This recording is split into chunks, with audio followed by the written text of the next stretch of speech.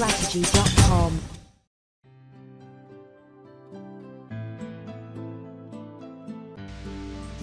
This is Christopher Lewis looking at the upcoming Monday, July 14th trading session.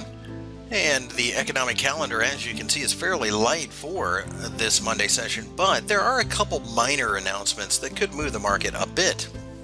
The first one that has a little bit of importance would be the industrial production numbers coming out of Japan.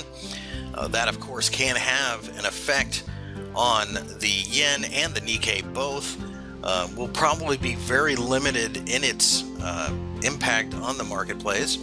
Previously, it was 0.8%, and at this point in time, consensus is all over the board, really not expecting much action based upon that announcement alone.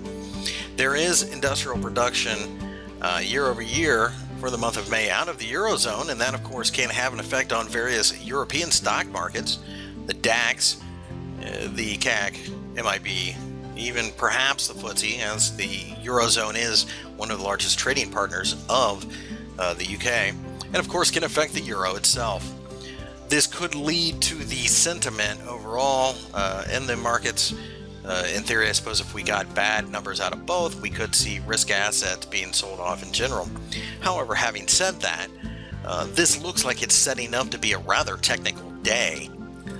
The first market that I'm looking at is the S&P 500, and you can see that we have had a supportive day on Friday as we dipped down closer to the 1950 level, found a bit of support, and in fact have found a hammer for the second day in a row.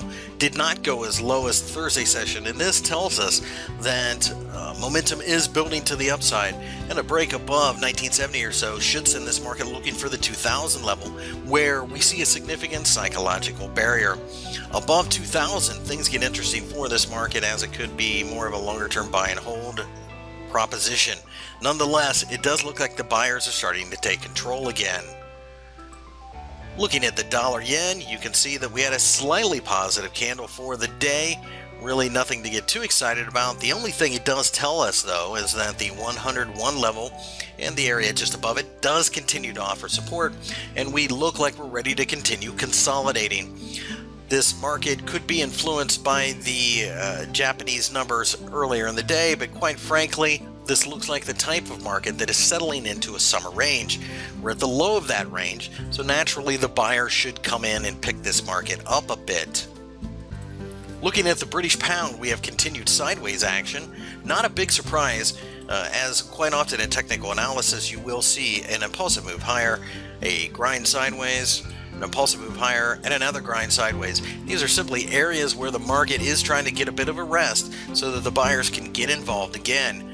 Should be influential to the FTSE, and the British pound itself is a little bit of a risk-on type of currency, so expect this to be very indicative of what happens with the rest of the markets.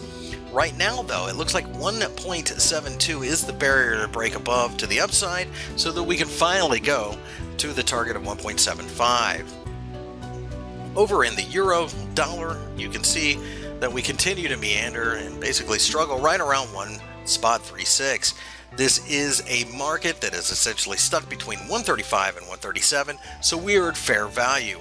We expect very little volatility in this market unless there's some kind of massively negative headline that crosses the wires in the middle of the day. This looks like pretty flat money for the session.